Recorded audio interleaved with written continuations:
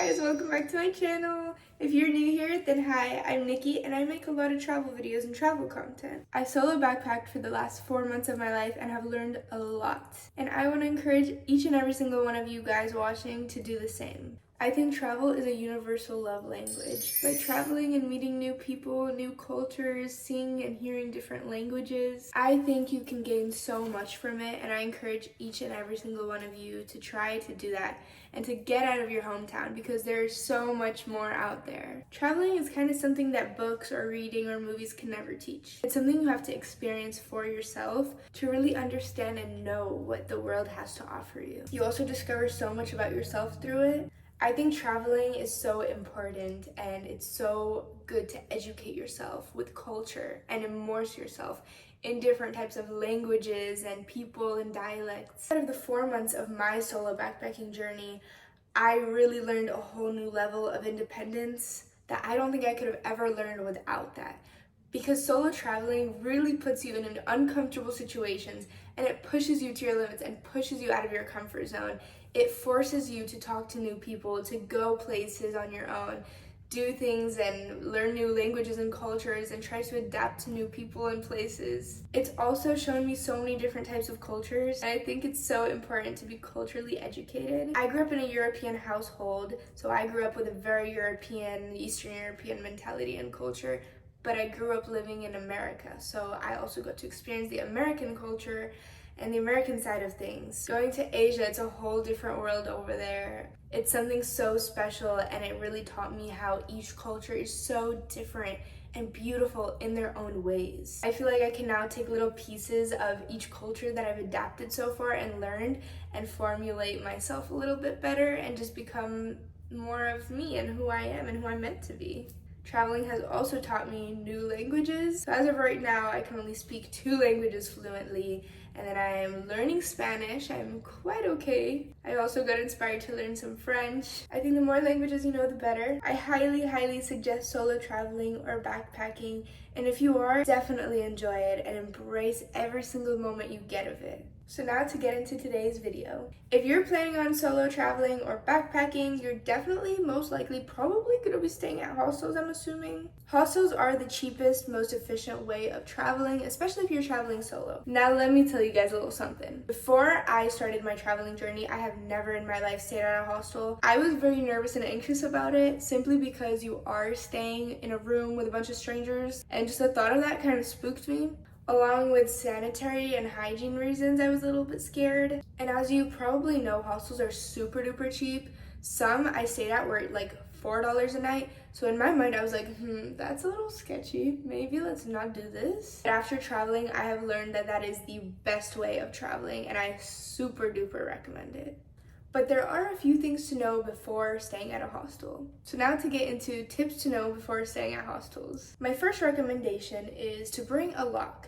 Now, hostels are quite relatively all super safe because there's a bunch of just solo travelers that love traveling, have a passion for traveling, so that's probably what they do all year round, or they're like digital nomads and they just get to travel, and that's the cheapest way to do it and see the most. But I recommend bringing a lock to lock up your things because you are probably gonna have a locker, and most hostels don't give you locks, so make sure you bring your own lock just to lock up your stuff, you know, if you go out for the day. Some of the hostels I've stayed at, they give you like keys or room keys to unlock your door, you know, but then some I've stayed at, they don't do that. You can just open any door and go in, so that's why I recommend bringing the lock. I've never got my stuff stolen or even felt sketched out about it, but you know, better safe than sorry. My second tip would be always look at reviews and not just the photos. I personally have made the mistake of just looking at a hostel of the photos, and the photos looked amazing, right? Talk about a catfish. The photos looked amazing, so I was like, heck yeah, book it right now. And I get there, and I booked this place for 3 days. I ended up only staying 1 and left after 1 day. It was horrible. It was really disgusting. I felt super sticky and gross and just not good there, so I ended up leaving. So definitely look at reviews, read all the reviews, because it's people just trying to help you out that have stayed there before. So definitely recommend doing that. Going to my third tip I wanted to share. Most hostels have check-in time around noon or 1 to 2-ish, 3 o'clock. But if you end up getting to the hostel sooner, they can store your bags and your stuff at the front desk. I have done that a numerous amount of times because I flew in at a certain time. I got to the hostel really super early, so they kind of just store your stuff there. You go out, explore, adventure, and then you come back, you can check into your room and everything. Another tip I wanted to share is most hostels give you the option of choosing female or male dormitory rooms or mixed. Usually at certain hostels, they'll already arrange it where they'll have like more girls in one group and more guys in the other. If there's, still other room where they can switch around. But I've stayed at both. I've stayed at mixed, I've stayed at female only ones. I would say the female only ones have cleaner bathrooms because you're most likely gonna have a girl's bathroom. Not in all cases though. Make sure you read the reviews of the hostel because sometimes they have the mixed bathrooms. But if you have the option, definitely go to a hostel where they have female bathrooms because they're just cleaner. Speaking of bathrooms, most hostel bathrooms are clean. I haven't been to too many that are like horrible. Definitely I would always wear shoes, like sandals in the shower, of course. Bring your own shampoos and conditioners when you go in. I usually would just bring like a little bag or like one of those little fold out things that you kind of hook on the door and it has all of your stuff in it, and I would just take that with me. If you've never stayed in a hostel before, then you probably might not know this, but most hostels have bunk beds. So you either have top or bottom. Usually you don't get to pick unless you request it and there's no one else, in the room, or there's still available beds.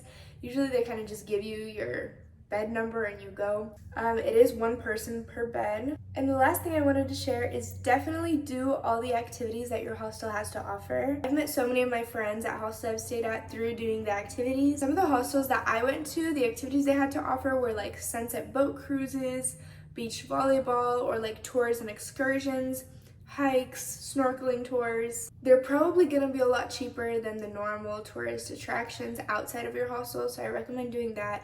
And also you just get to do it with a group of people that are most likely already traveling solo, so it's like a kind of guaranteed way of making friends. If you guys have any other questions, please feel free to comment them down below and I'll answer those. I hope I answered a lot of the questions and topics that you guys might be curious about. If not, if I missed something, let me know. And if you're planning on going on a trip anytime soon, then have fun, be safe, take lots of pictures, enjoy the moment, and tag me on your pictures because I really want to see them. Thanks for watching. Ciao!